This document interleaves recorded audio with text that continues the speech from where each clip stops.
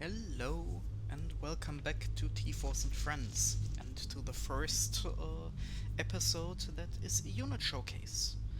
Unit showcases are me going over the units I've added to a mission after said mission, explaining what my design philosophy about them was and where I want to take them. Now, we have only just completed the extended tutorial, so we can now look at T-Force. But not only T-Force, but the T-Force that has been reinforced by some units from Haven Base. I have decided to make T-Force a little bit smaller than strictly necessary. You would normally get the same amount of units. I think. No, not quite. I think you get 2 units more if you go with the normal route. Um, and that is the first thing that I do change a lot. The game gives you a whole lot of free units, and I have toned that down slightly. The game normally provides you with around 140, 120, 240 free units over the course of the campaign, which in my opinion is way more than enough to complete the game with. And that's also my reasoning behind you don't really need to buy units, but we'll come to that after BQ. Now, let's look at T-Force. What do we know about T-Force? T-Force was a recon patrol, and from what we've seen, it was also strengthened somewhat. It's not kitted out for long slugging matches, it's not ready to stick through giant firefights, it's not a company, it's not a platoon, it's more a reinforced group, and I wanted to model that. Which means I had a look at what vehicles does T-Force use. In the second mission, meaning the National Forest, we have seen that T-Force has, to its name, at least one Humvee. I decided to count the second Humvee as well. And it has a striker. I expect most members of T-Force, if not all of them, to be mounted. In other words, we had a striker infantry team, 1 or 2 recce teams mounted on a Humvee, a lieutenant and a sergeant, both with their command squads. Whether or not those command squads were formed ad hoc later in New Tortuga or permanent installations, I don't know, and frankly at this point I don't care, because I like having hero units, so I added some hero units. Starting with Troublemaker Church. His command squad has the same problem most command squads are going to have. I have left them relatively small, relatively lowly armed, and kind of in a lull. The game doesn't give you a whole lot of options to make command style units. There are no bubbles, there are no buffs that can be handed out, there isn't even a way to have regeneration or something to model healers. What he has is the ability to call in founder airstrikes, which is reasonably useful on the 2 missions where you get them. I'm working on where I want to go with him. Probably I'm going to make one of his upgrades be turning him into an infantry squad or closer to the command squads we use in missions in the vanilla game. Maybe I add airstrikes a little bit more liberally, but at the end of the day, he is just a small infantry squad with the ability to drive cars. That is not something I've added to every unit. T-Force has a reasonably large number of units who can drive vehicles. Not all the units can.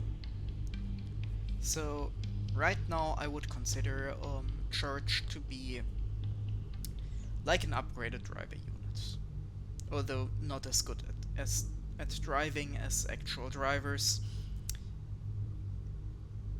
As I said, the commander type units are the ones I'm most unsure about where I want to take them. Big Bob and Calderon are more or less carbon copies of the same unit. They are just tank crews who learned how or remembered how to use rifles. Since I want to give you a bit less options regarding your tank crews, I expect you to value these guys a little bit more than their rights. So if they have to bail and still have a couple of people left, they at least can defend themselves somewhat better than they would in the vanilla game. I left them with the ability to use submachine guns, so you might as well have them. Mostly because submachine guns are fairly useful in close quarters combat. They still have a high DPS, but they can't be used against vehicles for which you have the carbines. Next one, Mason. Mason is pretty much just the unit you get in Tortuga, and the two other missions you get him. With one little change, I've given him rifles as well.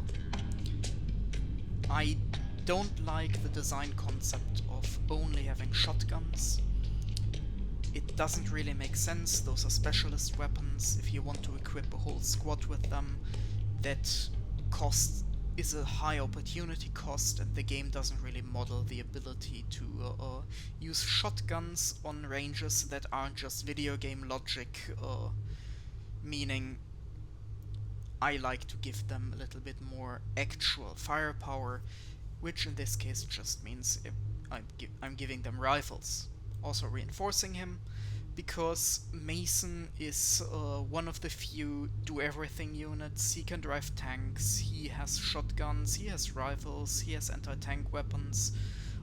He starts with the Rocketman perk, because he is just that good. I'm not going to give any more explanation than that. Mason is just that good, and if you disagree, I'm sorry. But that's my decision. Then we have fire teams A and B. These are where I've taken the infantry component of T-Force. These are meant to form one squad, being put together, and in a striker. They have the very classical military setup of having one assault element in the A fire team and a base of fire element in the B fire team. Fire team B has rifles, a machine gun, a grenade launcher, and the only ATGM you're getting at this point. I'm a lot more conservative when it comes to handing these out, because I believe they are a crutch. They're really good. Some people get through half the game relying completely on ATGMs, even though you only get 2 teams of those in the tutorial and then none more, apart from vehicle mounted ones, for a long time. I don't like that concept. I want people to actually play around with the squads I'm giving them. Therefore, I've turned down the ATGMs a little. Doesn't mean you can't get any more. Come to that later. A fire team. If we've been looking at Mason Squad, they look very similar because they have a very similar role. Um, Shotguns, Rocketman perk, rifles, so they are not completely useless if the enemy is more than 5 feet away. Now, they have some changes to their ammunition setup. They have more HE rounds than they have heat rounds. Sometimes the scripting there bugs out a little and things are weird when you change the weapons. But overall, these guys are meant to get enemies out of buildings. They are not an anti-tank team. They can chip in anti-tank firepower if you need that, but they are not a do-everything squad. They are dedicated anti-infantry. Both of these squads have decent concealment, so they won't be spotted immediately, but they are also not recce units or ranger units from the base game. Then there are T-Force recce teams. You get 2 of those, and they start out as essentially being horse snipers. They're 3-man teams, which is nice. They only have 1 sniper rifle, which is worse. They get a rifle slot, which is, well, a little bit better than just having pistols, but if they are engaging using their sniper rifles, they won't be using their rifles. They still have high concealment, they can still drive vehicles. They are therefore able to get experience in ways other than just shooting things with a sniper rifle. You can put them into vehicles or especially platforms to gain experience. And their experience actually matters a lot, because they can change up their weapon loadout significantly. They can grab anti-tank weapons, they can grab additional ATGM launchers, not at their first upgrade, but as their second one. They can then get also anti-air missiles. In other words, these guys are probably your most adaptable unit. However, they remain rather fragile with 3 members. They don't have high health, they don't have very high stats otherwise, but they can put in a lot of work, and they still have the concealment of sniper units, so they are also your designated recce units. Last units that belong really to T-Force are the vehicle crews. One of them you get in the tutorial, one of them you get in Haven. I didn't want to make another unit, so they're both T-Force vehicle crews. Same design philosophy as with Bob and Calderon. These are simply drivers who can use rifles to have a little bit more capability of defending themselves. These 5-man units here can't drive, these guys can, and since I'm not adding as many drivers, I will reiterate that as often as is necessary, having drivers can be very, very useful. Right. That being said, there's still a few more units. The one I have least to talk about is Big Bob's dismounts. They are just infantry. Big Bob comes in as a Bradley driver. I know that some people like to put him into an Abrams. So be it, I have decided that to treat him as a designated Bradley commander. And these are his guys. 7 of them because 7 seats.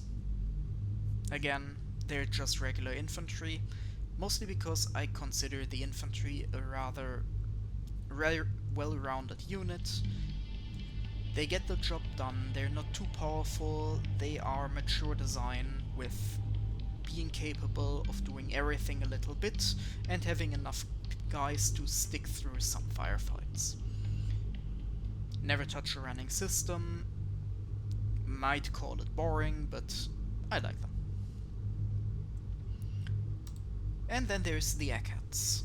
I have alluded to that in the previous episode a little bit, but they are part of my goal of creating some interesting options.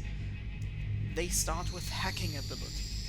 They start with EMPs. They can't drive anything. They can only use submachine guns. Their upgrades are mostly geared towards giving them access to more fun things to do. I want them to be treated as giving you more options. Having access to hacking earlier means you can have a lot of fun. You can maybe break a couple of missions in certain ways, but, and that is what is important for me, they just give you options to do things a little bit different, which is what I want to be all about. I don't want to change the missions entirely, but I want to give you different tools to solve them with. They are one of them. Yeah, I can only repeat myself, but since some people might be watching this, they can't drive because I don't want to add more units that just end up sitting in tanks, because, let's face it, most people, if they have a tank crew, they will put those in a tank and nothing else. Now, where does that leave T-Force? Some of the units come in very mature, like the fire teams or Mason. Has 3 tank crews, has a very large fraction of units capable of driving, at least regular vehicles. I don't have any other sub-faction that adds this many drivers.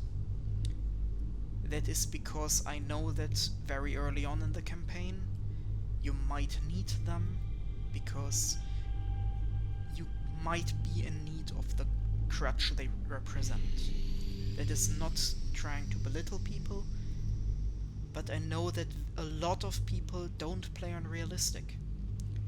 It's not fun for you, it's not fun for everyone, which means light vehicles play a crucial role in the tactics some people might employ. I don't want to take that away from people just because I think that drivers should be more restricted. However, I also want people to eventually start playing more around with the infantry I'm adding, so I might be turning down the number of crews a little bit later, but for now you get a lot of them. For moving on to a big queue, I will probably be bringing Mason, I will be bringing Fireteam B, because even though I say they're a crutch, like hell I'm not bringing an ATGM launcher, I didn't blow up Haven, so I'm going to need it. I would like to bring the ACATs, but there is a problem with the scripting in a big queue, which is that if you like hack a Legion tank that spawns early on preemptively to, I don't know, do fun stuff like driving it around and having it there for when Legion arrives. When Legion eventually arrives, it arrives during the hiding sequence, so having that allied unit starting to kill Legion units triggers a mission failure. Could turn that off, but that would also mean that the player can do that. I don't want the player to just murder Legion as it spawns incrementally, so unfortunately the Eggheads are not the best squad for that. So, Sarge, Fire King B, and I'm talking way too much about ABQ now. Wanted to just make a unit spotlight. So I'm finishing the episode here, closing this off with what is T-Force in a nutshell. It's a lot of firepower and a lot of potential, very much unlike anything else you will get later. So that even if you lose one or two of these units during the tutorial or in Haven, you at the very least still have a good starting point. And with that, see ya for ABQ next.